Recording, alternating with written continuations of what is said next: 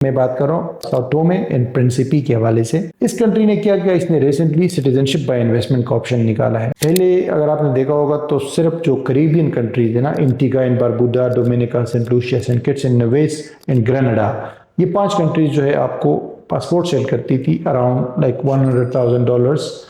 फिर इन्होंने इन पे रिस्ट्रिक्शंस आई और काफ़ी प्रेशर आया यूएसए और यूरोपियन यूनियन की तरफ से, तो इन्होंने क्या किया, प्राइस बढ़ा दी है, डबल कर दी है। अब 2 लाख से ऊपर ऊपर की कहानी चल रही है। इस कंट्री का जो पासपोर्ट है बेसिकली इसकी कीमत बहुत कम है। अस्सलाम वालेकुम जी, कैसे आप लोग? उम्मीद है आप ठीक होंगे, मज़े में होंगे। एक कंट्री है, इसका नाम है साओ टोमे एंड प्रिंसिपी। अजीब सा नाम है, आपने शायद पहले ना सुना हो, लेकिन ये एक जजीरा है। बेसिकली ये अटलांटिक ओशन में है, वेस्ट अफ्रीका के अंदर। ठीक है, ये जब वेस्ट अफ्रीका के कोस्ट की तरफ जो कोस्ट है यानी जो समंदर है उसकी तरफ आप देखते हैं तो वहां पे एक छोटा सा जजीरा नजर आता है, साओ टोमे एंड प्रिंसिपी। और एक और भी जजीरा है कैबो वर्दे वहां पे। ठीक है, लेकिन अभी मैं बात कर रहा हूँ साओ टोमे एंड प्रिंसिपी के हवाले से। इस कंट्री ने क्या किया, इसने रिसेंटली सिटीजनशिप बाय इन्वेस्टमेंट का ऑप्शन निकाला है। सिटीजनशिप बाय इन्वेस्टमेंट की जो मार्केट है ये काफ़ी जो है एक्सपेंड हो गई है।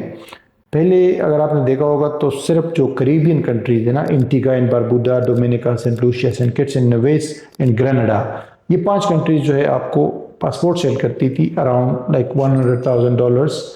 फिर इन्होंने इन पे रिस्ट्रिक्शंस आई और काफ़ी प्रेशर आया यूएसए और यूरोपियन यूनियन की तरफ से, तो इन्होंने क्या किया, प्राइस बढ़ा दी है, डबल कर दी है। अब 2 लाख से ऊपर ऊपर की कहानी चल रही है। और ये आपको उन्हें पैसे डायरेक्टली डोनेशन में देने हैं और ये आपको मिलना है पासपोर्ट पर। इसी को देखते हुए तुर्की ने स्टार्ट किया, तो तुर्की जो है उसका भी पासपोर्ट आप ले सकते हैं। पहले $2.5 लाख था, प्रॉपर्टी में इन्वेस्ट करके, और फिर $4 लाख हो गया, जो कि मैंने भी $2.5 लाख के टाइम पे लिया था। और टर्की वाला ऑप्शन ये है कि टर्की वाले ऑप्शन में आपको इन्वेस्ट करना है, वापस मिल जाता है पैसा, डोनेशन नहीं है। करीबियन वाले में डोनेशन है।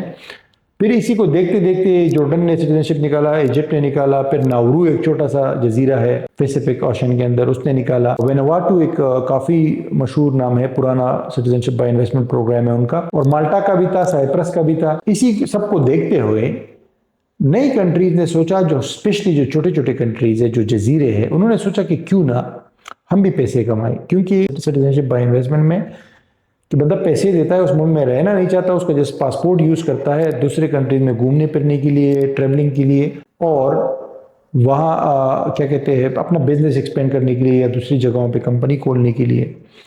तो इस चीज़ को देखते हुए साओ टोमे एंड प्रिंसिपी ने भी रिसेंटली स्टार्ट किया है। इससे पहले सेरा लियोने एक कंट्री है, उसने भी स्टार्ट किया था, लेकिन वो इतना खास नहीं है। लेकिन ये वाला थोड़ा सा अट्रैक्टिव है। अट्रैक्टिव इस वजह से है कि एक तो ये कंट्री रिलेटिवली अफ्रीका में, क्योंकि अफ्रीकन कंट्रीज का तो वैसे ही लोग नाम देख के डर जाते हैं, तो पासपोर्ट क्या लेना, लोग कहते हैं कि यार इधर जाना ही मुश्किल है और बड़ा हेक्टिक वाला माहौल है।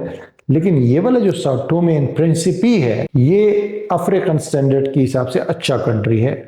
तकरीबन ज्यादातर अफ्रीकन कंट्रीज से ये अच्छा है, पीसफुल है, क्वालिटी ऑफ लाइफ अच्छी है, क्वालिटी ऑफ एजुकेशन, हेल्थ वगैरह सब चीज़ें अच्छी है।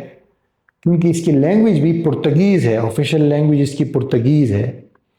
नॉर्मली ज़्यादातर कंट्रीज़ की, जो अफ्रीकन कंट्रीज़ है, उसकी ऑफिशियल लैंग्वेज फ्रेंच होती है या अरबिक होती है, लेकिन इसकी पुर्तगीज़ है, क्योंकि इसका कनेक्शन पुर्तगाल से रहा है और पुर्तगाल जो है इसने इस पर रूल किया है, कॉलोनाइज किया है, तो इसीलिए वहाँ की लैंग्वेज पुर्तगीज़ है और मज़हब जो है क्रिश्चियनिटी है और लोगों के नाम भी पुर्तगीज़ है। और पुर्तगाल का इन कंट्रीज़ के लिए जो पुर्तगीज़ बोलते हैं 7 कंट्रीज़ है, Brazil, Angola, Mozambique, Sao Tome and Principe और कैबो वर्दे भी है। तो इस तरह की कंट्रीज़ के लिए पुर्तगाल का एक एग्रीमेंट है, CPLP कहते हैं उसको। ये लोग निस्बतन आसानी से पुर्तगाल भी आ सकते हैं, जब इनके जो सिटीज़न होगा इन कंट्रीज़ का, तो यहाँ पे आके TRC वगैरह ले सकता है, यहाँ पे रहने का परमिट ले सकता है। तो अब इसका पासपोर्ट जो है, इसमें अट्रैक्शन क्या है? एक तो एक कंट्री का मैंने आपको बताया, दूसरी बात यह है कि इस कंट्री का जो पासपोर्ट है बेसिकली इसकी कीमत बहुत कम है, इतनी कम भी नहीं है। पाकिस्तानी स्टैंडर्ड से देखा जाए $90,000 का ये पासपोर्ट दे रहे हैं, रिसेंटली इन्होंने निकाला है ऑप्शन। और ये कोई पाकिस्तानी अराउंड 2.5 करोड़ रुपया बनते हैं। 2.5 करोड़ स्टिल बड़ी अमाउंट है, लेकिन लाजमी बात है जिस बंदे के पास होते हैं तो मतलब ज़्यादा, अगर किसी के पास 50 करोड़ है तो उसके लिए तो कम अमाउंट है। क्योंकि सिटीजनशिप बाय इन्वेस्टमेंट जो प्रोग्राम्स होते हैं ना, ये गरीबों के लिए नहीं होते, ये मिडिल क्लास बंदों के लिए नहीं होते, ये इन्वेस्टर्स के लिए और बिजनेसमैन के लिए निकाले गए हैं, ताकि जिन लोगों के पास पैसा है उससे पैसा निकाला जा सके। तो एक तो ये है कि इसकी प्राइस रिलेटिवली दूसरी कंट्रीज से कम है। दूसरी बात यह है कि ये बहुत फास्ट है, 2-3 हफ्तों के अंदर आपको पासपोर्ट इसका मिल सकता है। और तीसरी बात यह कि ये दुबई के अंदर इन्होंने, गवर्नमेंट ने अपना ऑफिस बनाया है कि जो भी अप्लाई करेगा तो यहीं पे आ जाओ, ज़्यादा दूर जाने की ज़रूरत नहीं है, सीधा ऑफिस में आ जाओ, पैसे दो और पासपोर्ट लो। तो ये चंद चीज़ें हैं जिसकी वजह से ये थोड़ा सा अट्रैक्टिव ऑप्शन लग रहा है, नया रिसेंटली निकला है, तो मैंने कहा आपको बता दूं।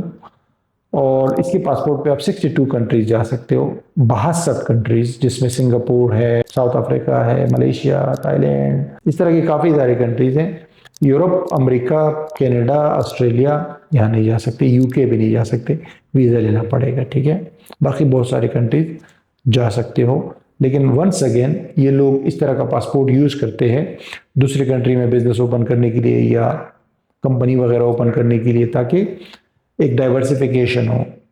तो अगर आप इंटरेस्टेड हो इसमें तो दुबई पहुंच जाओ, मेरे पास आने की ज़रूरत नहीं है, दुबई पहुंचो, वहाँ पे इनका ऑफिस है और आप ये पासपोर्ट ले सकते हैं। लेकिन हम लोग कंसल्टेंसी ज़रूर देते हैं, सिटीजनशिप बाय इन्वेस्टमेंट के हवाले से भी, रेजिडेंसी बाय इन्वेस्टमेंट के हवाले से भी, और इवन की ये बड़ी कंट्रीज़ की वीज़ा के हवाले से भी।